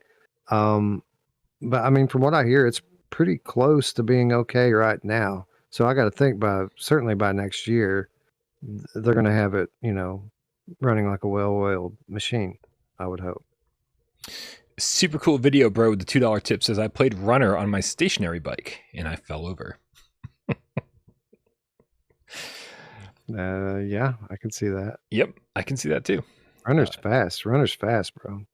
Yeah, I think that would throw me off more. Like sitting on a couch and having the disconnect of being like, okay, my motorcycle's going this way and that way, and I'm not leaning or anything. If I was sitting on an actual bike, I think it would screw with me because I'm like, I want to lean. Like I don't know if this would happen to Super Cool Video, bro, but I feel like I would pull the whole bike over and just fall with the bike. Because I'd right. be Well, leaning too you hard. drive with your face, so it makes sense. Like you're trying to thread the needle between a couple of cars or something and hit one of those spots to power your meter up. Like, yeah, you make some movements, so that makes sense. You're not going to want to try to be balancing in real life. Not a good idea. Mad Vegan with a $2 tip says, PlayStation Plus increased cost. Will we get monthly PSVR games? Nope. No. I don't think so. No, I don't think we're getting anything extra. I don't think we're getting anything extra as far as that's concerned. Sony has made it pretty clear that they say in order to keep up the quality that we've been delivering you, we must raise our prices. This isn't like, oh, give us more money, we'll give you more stuff. They're basically saying, we're going to give you the same amount of shit for way more money. So yeah, basically what they're saying is in order to make up for the money lost from the AAA game that we didn't launch this year that we typically would have, yep, we're just going to charge you more money on the things that you're subscribed to. Indeed. And I just want to say, Mark Pringlesleaf in the chat says, "Is Blink in the vacuum of space worth a go?"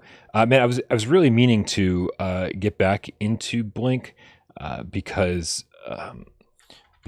pre-launch, Blink had terrible frame rate issues, and it defaults to teleportation and click turning and all of that, and there's not a whole lot of room to move around in each of the scenes, but when you do, it was super stuttery, like real bad.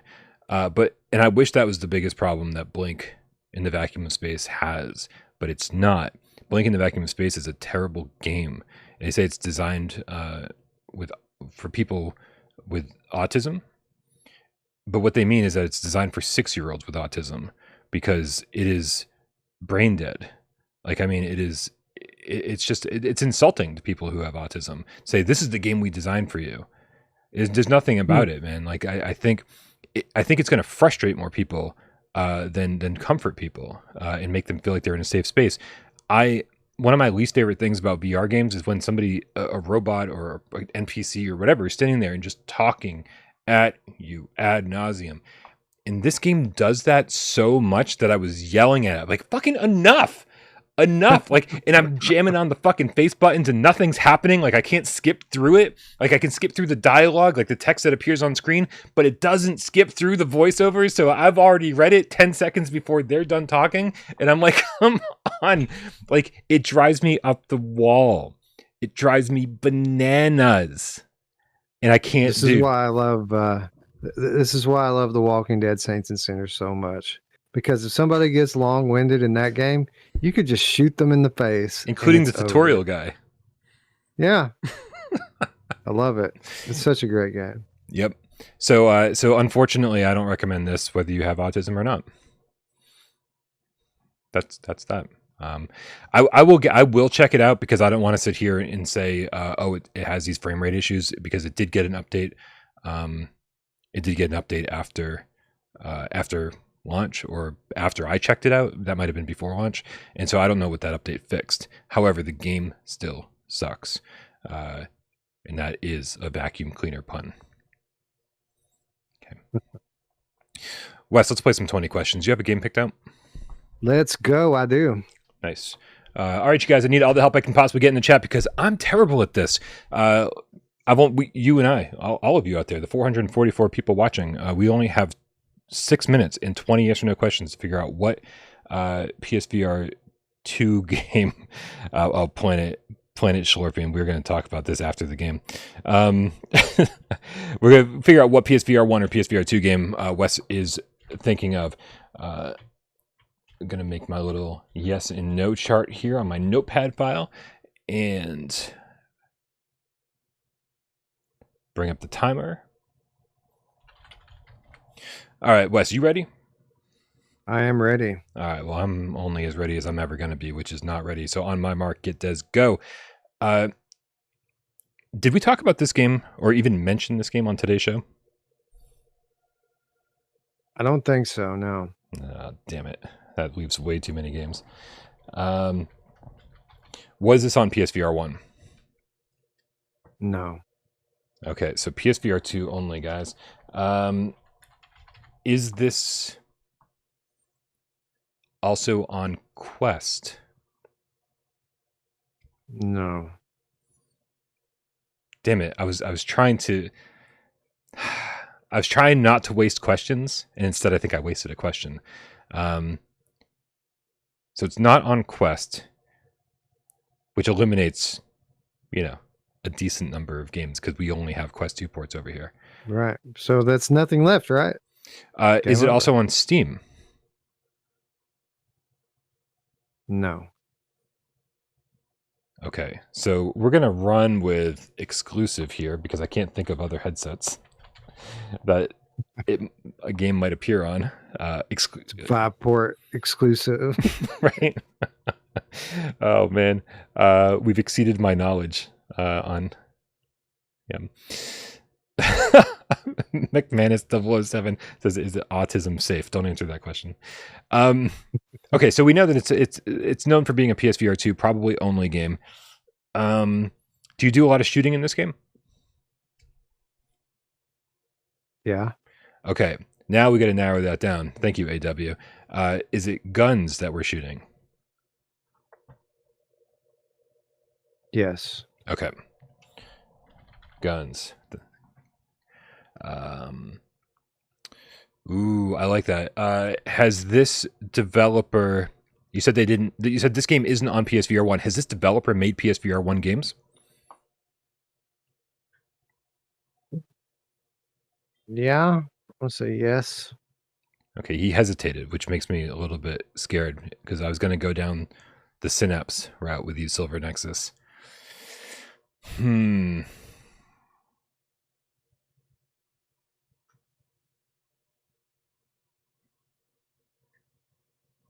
Man, okay. Does it have sci-fi themes?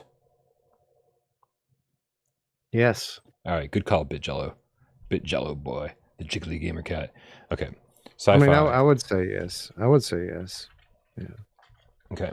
Does this have a distinct art style? Yes. Okay. Have I said no at all? Like, I think I said yes to everything. The first question was, is it on today's show? Okay, there you go. All right. So it can't be Switchback VR because it's sci-fi. I would call Switchback is horror all day, every day.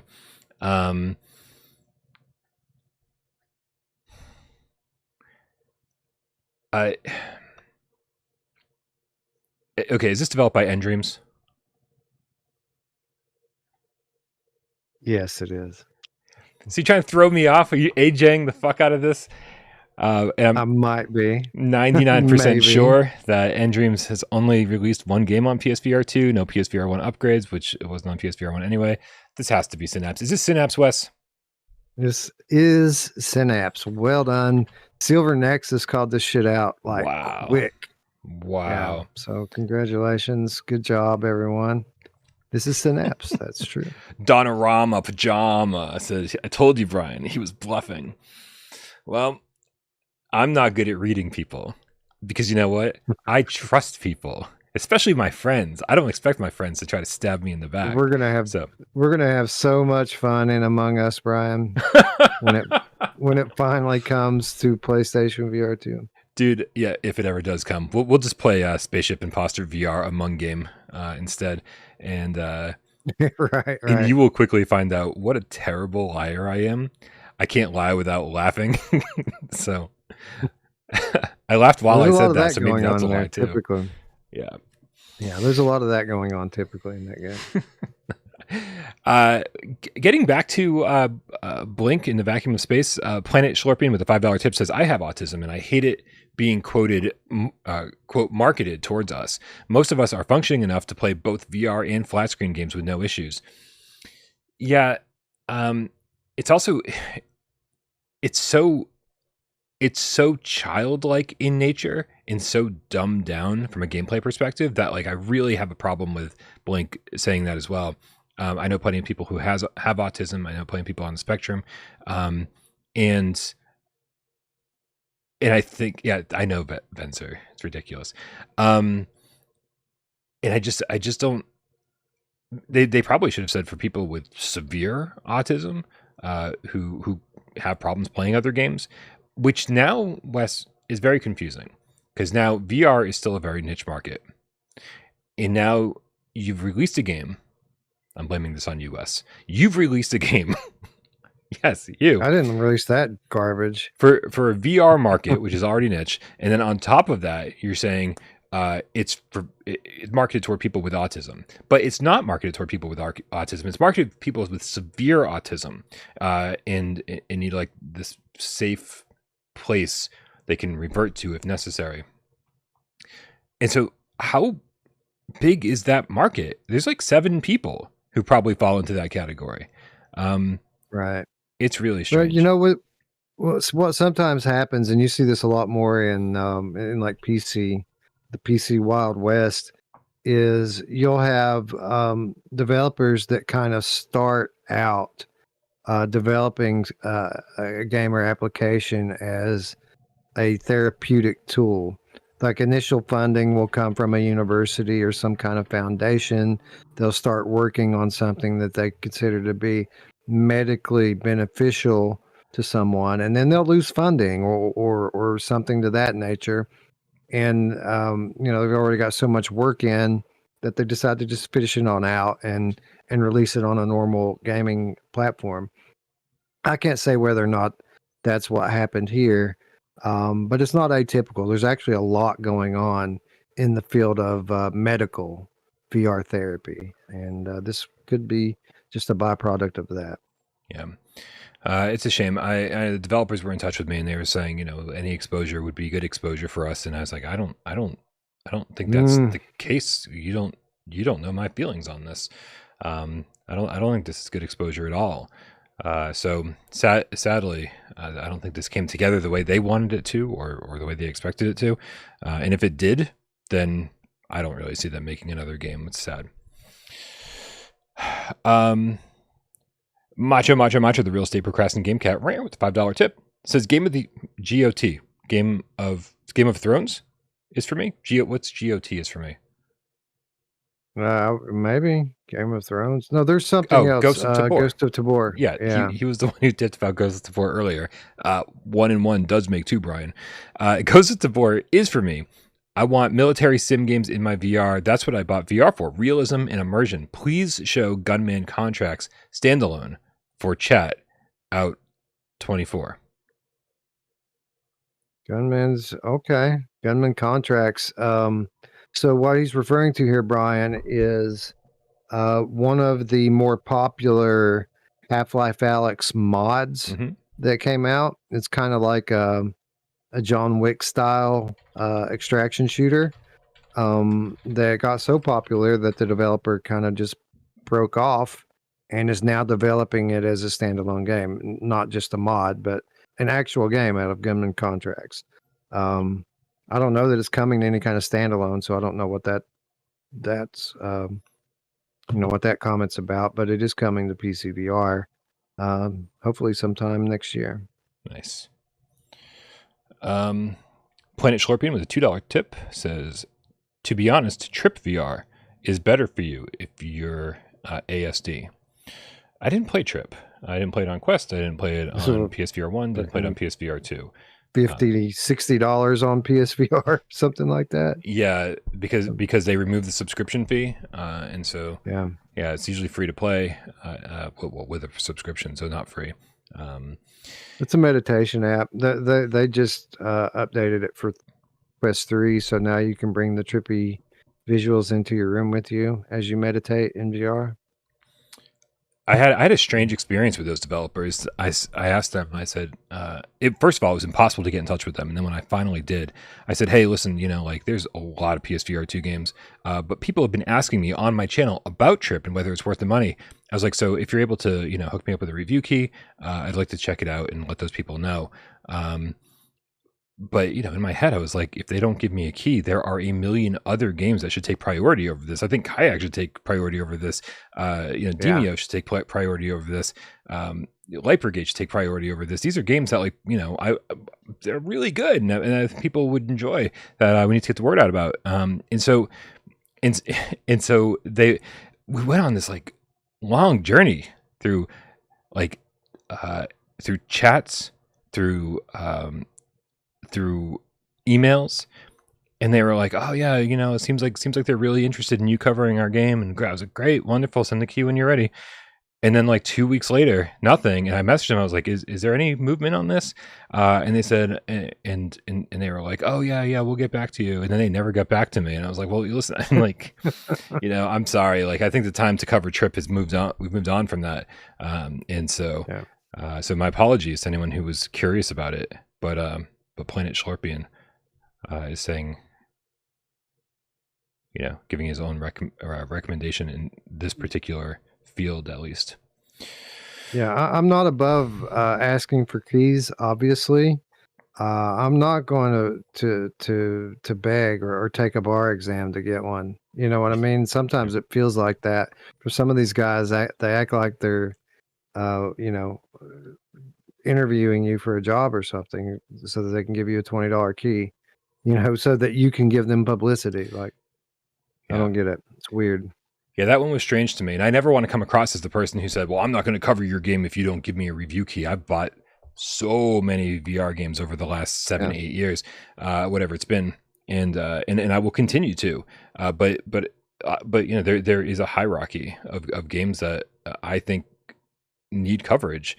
And if you're not sending me a review key, then then you don't care if I publicize it. I asked the studio once for a $10 key or a key for a $10 Quest game, and they straight up came back to me with we don't send review keys unless you have X amount of subscribers.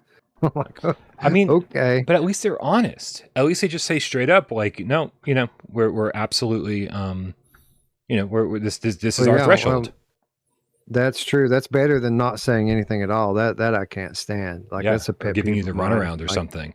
Yeah, be honest. Yeah. That's fine. I will buy. It doesn't matter what the game costs. If I want to review it, if I'm interested in reviewing it, then I will. I'll buy it. I buy games all the time. I bought 2 copies of Hellsweeper this week just so I could have it on every platform and play multiplayer on every platform. Nice. So yeah, certainly not above buying review keys. Yep.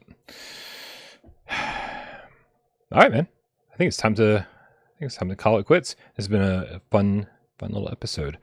Yeah. Listen, before we sign off, obviously Propagation Paradise Hotel is coming out tomorrow.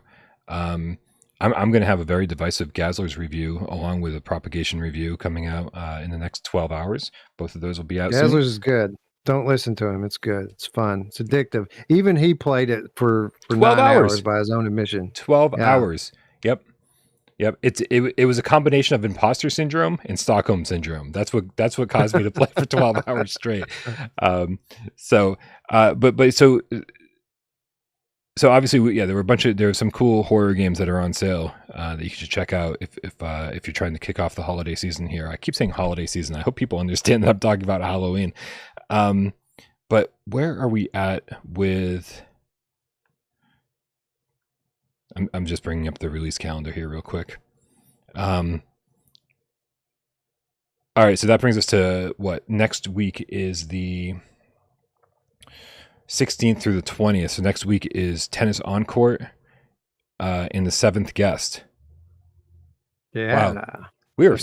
These things are trickling out, man. Like the last week and a half of October is when everything hits. This is like the feeling of impending doom. That's what this feels like. Yeah, that's why I decided to go ahead with the Here They Lie thing now, because if I decide to wait till Halloween, I'm going to be screwed. So yeah, that's I decided awesome. not to do that. Well, I'm glad you found time for it. So, all right, guys. Listen, make sure you subscribe to Virtual Strangers for all of your VR needs, not just PSVR2, for all of them.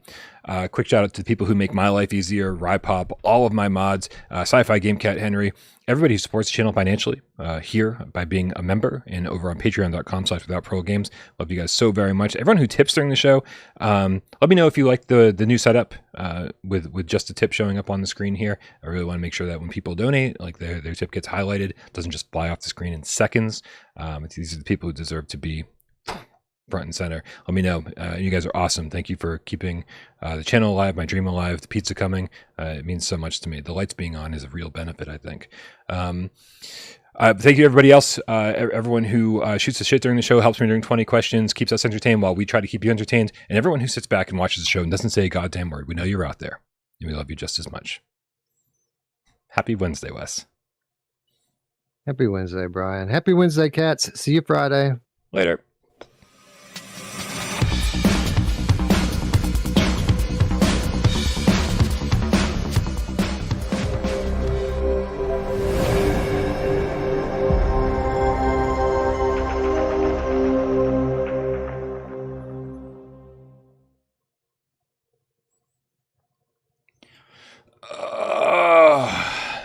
Still on the air. I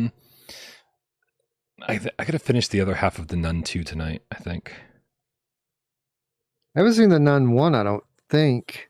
Is it worth my time? It doesn't take much. It doesn't take much to please me, Brian. Like I'm not a snob with movies these days. I'll watch anything almost.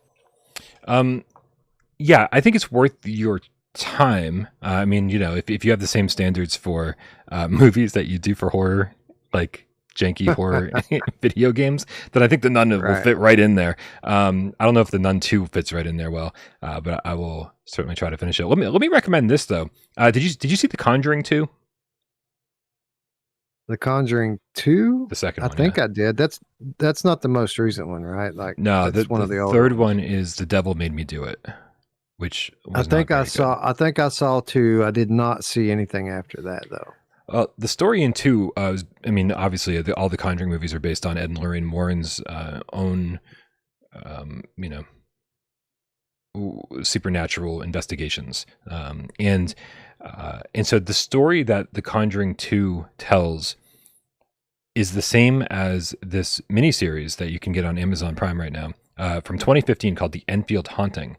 And it's just a completely different way of telling the same story, and they just sort of, get rid of Ed and Lorraine Warren from the story, and it's about the newspaper and their own investigation, that kind of thing. And I was fascinated by it because even though I knew the story from watching Conjuring 2 a couple times, this was an interesting, different take on it. And so if anybody needs to get into the spooky season and needs something fun to watch, the Enfield Haunting was really great. So that's my recommendation. There you go. There we go. Thank you for the recommendation. I haven't watched anything. I went and I watched No Country for Old Men after we talked about it on the show that day. It started magically showing up in my YouTube feed that very next day. Even though you'd never typed anything about it into your browser, just us talking about it somehow triggered it to show up in your feed. Yeah, it did. And I started watching shorts. And then I said, you know what? Instead of sitting here and watching the movie, 30 seconds at a time, why don't I just go watch the damn movie? Which I did. Pretty good. Terrible ending, but pretty decent watch. Okay. Good. Mark Pringlesleaf says, watched The Exorcist Believer. I found it boring. I heard that the new Exorcist movie is bad, which sucks because I'm going to watch it anyway. That's the downside, is that it doesn't matter if it sucks or not. I'm going to fucking watch it. And yeah, dude, I'm also going to check out the Five Nights at Freddy's movie. I don't care how bad that is. That's coming later this month. And the fourth Hell House LLC movie is actually coming to theaters later this month. I think like the 27th, but it's only going to be in theaters for like 2 days, and then it's going right to Shudder. And Hell House 1 and Hell House 2, to a lesser extent, were pretty good. 3 was god awful. So I'm actually really excited for a fourth movie. It's been a long time since those movies came out, so I'm hoping that they end up they took their time with this one and made it good. Fingers crossed. Not familiar. Hell House, dude, you say? Hell House LLC. If you like found footage movies, if you like Grave Encounters, did you ever see that one? I'm familiar with that one. I don't know if I've seen it or not. Grave Encounters 1 and 2. Cheesy found footage movies, like this is the best of cheesy found footage. Grave Encounters 1 and 2 and Hell House LLC need to be on your watch list. And that's your homework, and I will check back in with you next Wednesday. I like found footage, as long as they're believable, obviously. But yeah, I like it pretty well. Dude, I like more than I don't.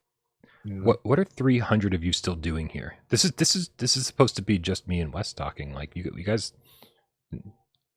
just hanging out. I feel this is go play inappropriate. VR, right? Yeah.